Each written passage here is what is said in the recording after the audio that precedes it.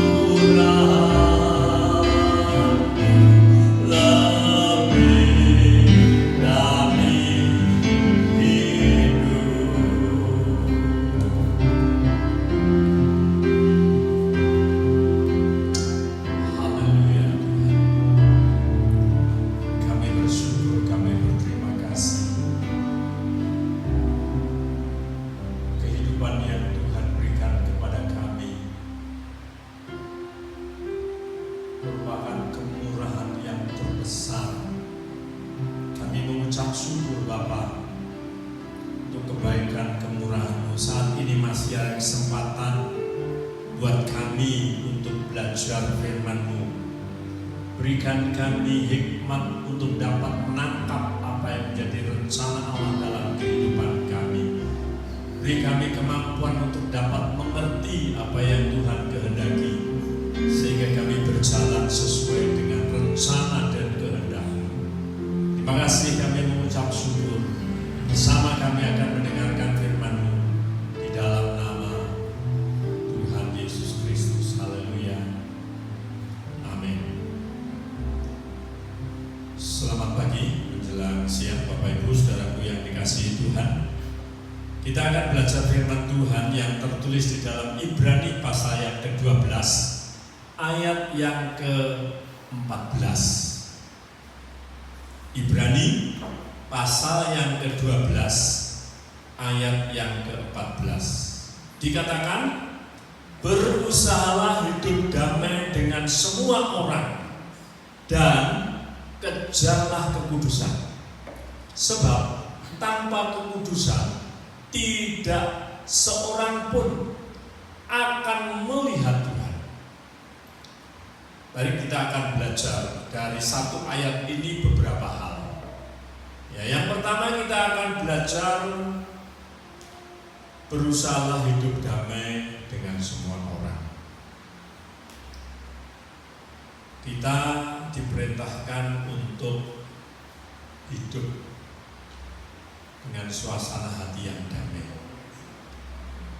Dengan situasi berita-berita yang saat ini menggemparkan dunia, itu firman Tuhan menganjurkan untuk kita hidup di dalam damai. Baik, kita akan belajar tentang kedamaian itu sendiri. Di dalam Mazmur pasal yang ke-34 ayat yang ke-14. Di situ dikatakan, jauhilah yang jahat dan lakukanlah yang baik. Carilah perdamaian dan berusahalah mendapatkannya. Jadi ini merupakan satu usaha yang harus kita perjuangkan, itu untuk mencari damai dan berusaha untuk memperoleh, berusaha untuk mendapat. Jadi carilah perdamaian dan berusaha untuk mendapat, untuk meraih, sehingga suasana hati kita akan merasakan nyaman dalam situasi yang seperti sekarang. Berikutnya, yang kedua, dalam Markus pasal yang ke-9 ayat yang ke-50, garam memang baik, tetapi jika garam menjadi hambar, dengan apakah kamu mengasinkannya? Hendaklah kamu selalu mempunyai garam dalam dirimu dan hidup dan selalu hidup berdamai dengan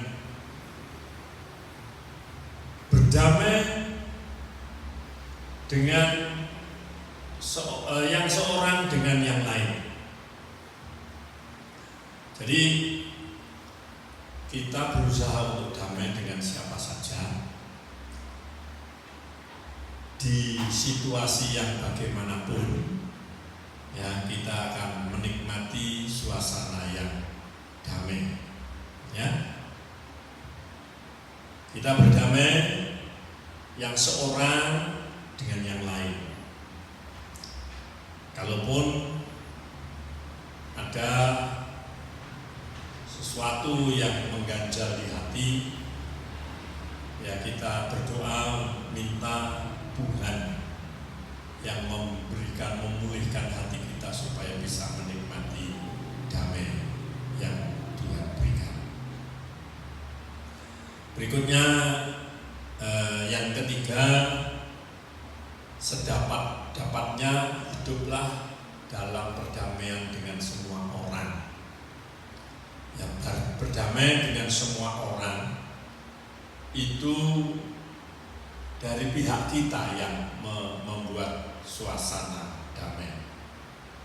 Di dalam Roma pasal 12 ayat yang ke-18, sedapat-dapatnya, kalau hal itu bergantung padamu, hiduplah dalam perdamaian dengan semua orang. Kalau perdamaian itu tergantung dari kita, mari kita ciptakan suasana damai dalam situasi yang seperti ini. Jangan malah membuat berita-berita yang menakutkan, berita-berita yang membuat orang cemas, ya.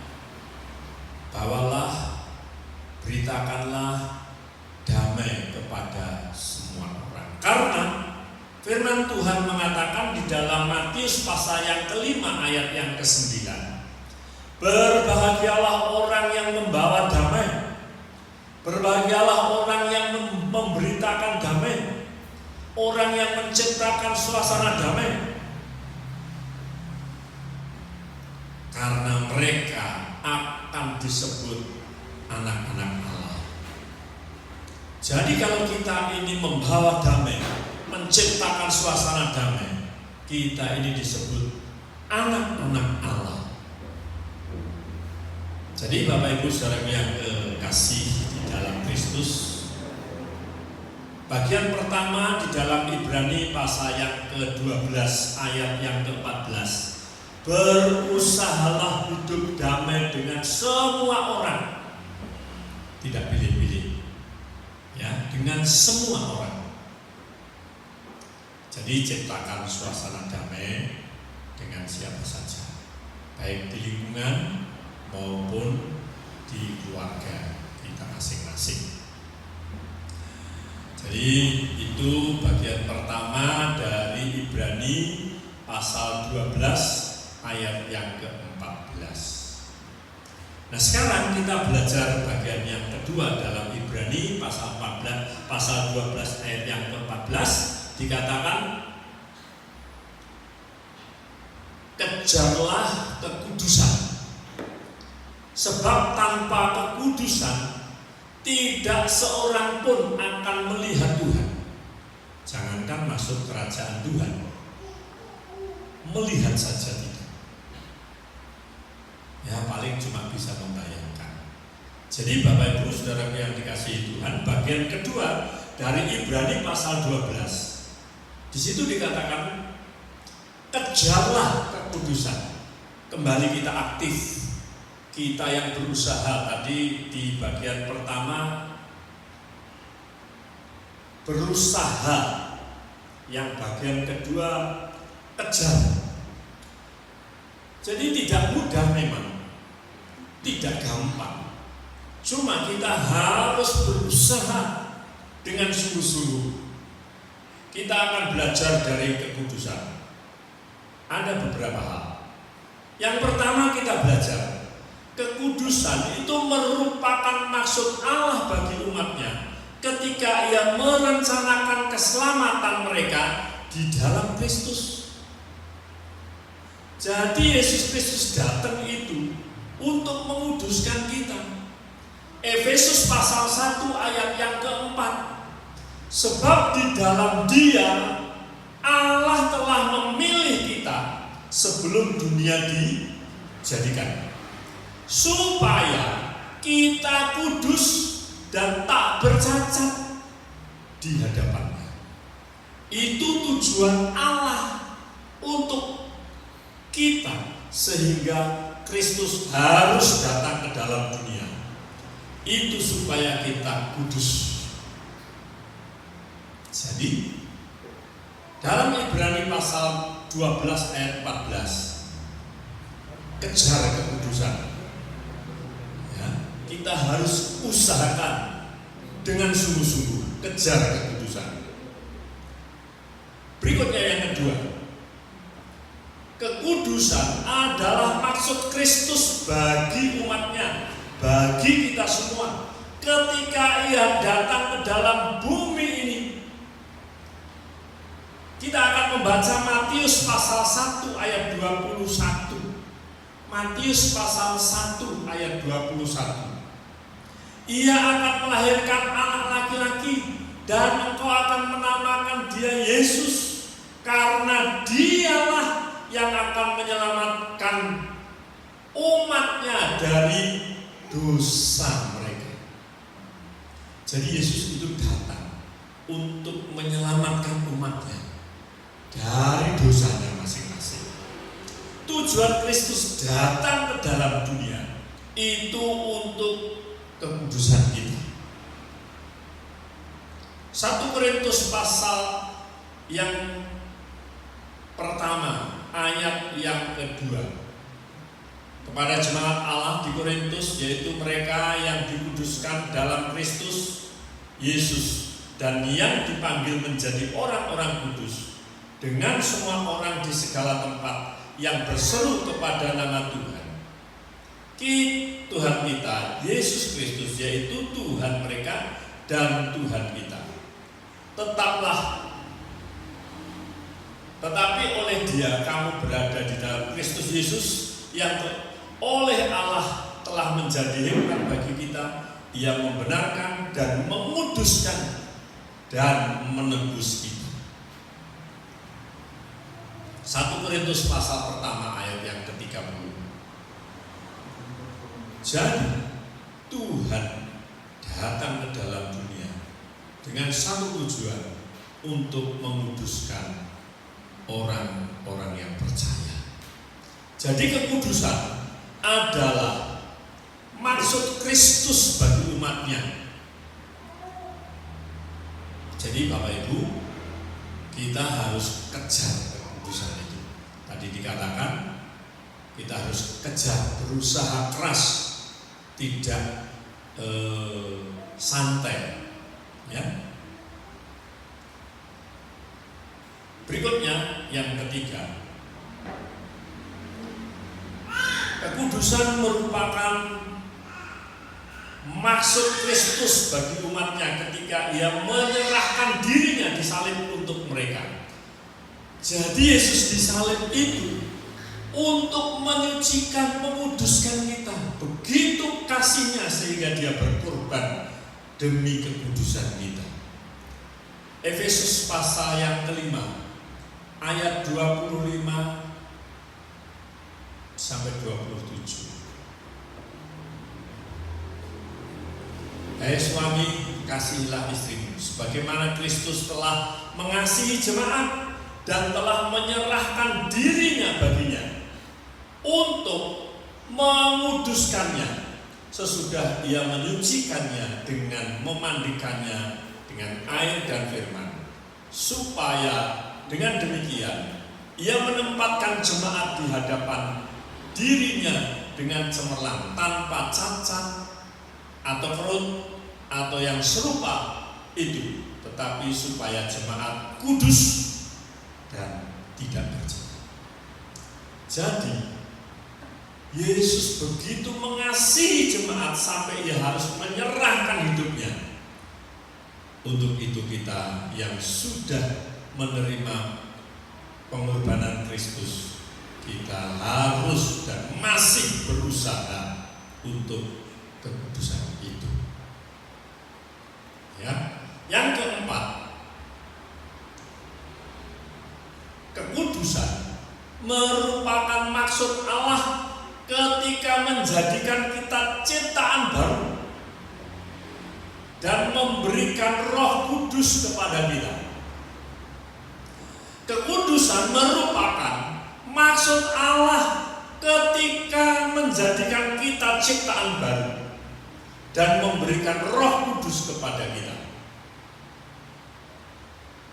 Kita baca Roma pasal yang ke-8 ayat 12 sampai 15. Tentunya kita tidak bisa membaca semuanya. Kita akan melihat bahwa kedatangan Kristus adalah demi kekudusan kita semua. Ya. Demikian juga di dalam Galatia pasal yang ke-5 ayat 16 sampai 25. Saudara bisa catat saja. Galatia pasal 5 ayat 16 sampai 25. Nah, kita akan membaca Efesus pasal 2 ayat yang ke-10. Efesus pasal 2 ayat yang ke-10. Karena kita ini buatan Allah, diciptakan dalam Kristus Yesus untuk melakukan pekerjaan baik yang dipersiapkan Allah sebelumnya. Ia mau supaya kita hidup di dalamnya. Jadi Bapak Ibu Saudaraku yang dikasihi Tuhan, kekudusan merupakan maksud Allah ketika menjadikan kita ciptaan baru dan memberikan Roh Kudus ke dalamnya. Yang kelima, dari Ibrani pasal 14 bagian yang kedua. Sebab tanpa kekudusan tidak seorang pun akan melihat Tuhan. Ya. Yang kelima, tanpa kekudusan tidak seorang pun dapat berguna bagi Allah. Jadi kalau kita tidak hidup di dalam kekudusan, kita tidak berguna.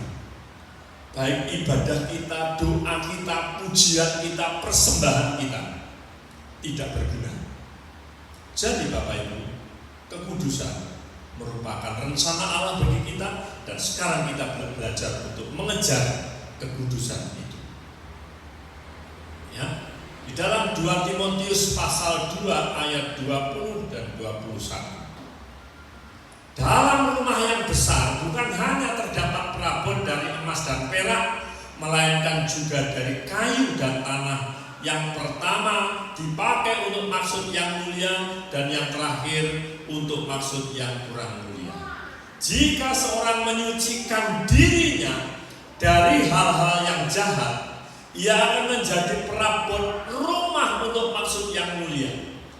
Ia dikuduskan, dipandang layak untuk dipakai tuannya, dan disediakan untuk setiap pekerjaan yang mulia. Jadi Bapak Ibu, Tuhan berencana kita yang sudah dipilih untuk menjadi perabot yang mulia, kita dikuduskan, dipandang layak untuk dipakai tuannya, yang disediakan untuk setiap pekerjaan yang mulia. Jadi Bapak Ibu Saudaraku yang dikasihi Tuhan, bagian kedua dari Ibrani pasal 12 ayat 14, yang poin yang ke-5 ini, tanpa kekudusan tidak seorang pun dapat berguna kepada Allah. Kita kejar kekudusan supaya kekudusan kita raih dan kita berguna bagi Tuhan. Yang keenam, tanpa kekudusan tak mungkin kita dapat dengan atau bersekutu dengan Allah. Jadi tanpa kekudusan kita tidak bisa bersekutu dengan Tuhan. Mazmur pasal 15 ayat 2, ayat 1 dan 2. Tuhan, siapa yang boleh menumpang dalam kemahmu? Siapa yang boleh diam di gunungmu yang kudus? Yaitu Dia yang berlaku tidak bercela, yang melakukan apa yang adil, dan yang mengatakan kebenaran dengan segenap hatinya.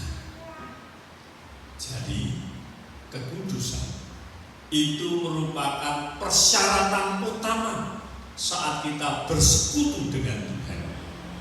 Ya. Yang terakhir atau yang ketujuh, tanpa kekudusan tidak seorang pun akan melihat Allah. Tadi Ibrani pasal 12 ayat yang ke-14. Kita baca Matius pasal 5 ayat yang ke-8. Matius pasal 5 ayat yang ke-8. Berbahagialah orang yang suci hatinya, karena mereka akan melihat Allah. Jadi Bapak Ibu Saudara yang dikasihi Tuhan, mari kita kejar kekudusan, karena dengan kekudusan ini kita hidup berguna bagi Allah. Yang kita persembahkan tidak sia-sia, baik persembahan pujian, persembahan keuangan, baik waktu kita akan berguna untuk Tuhan. Karena dengan kekudusan inilah kita bisa bersekutu dengan Tuhan. Amin.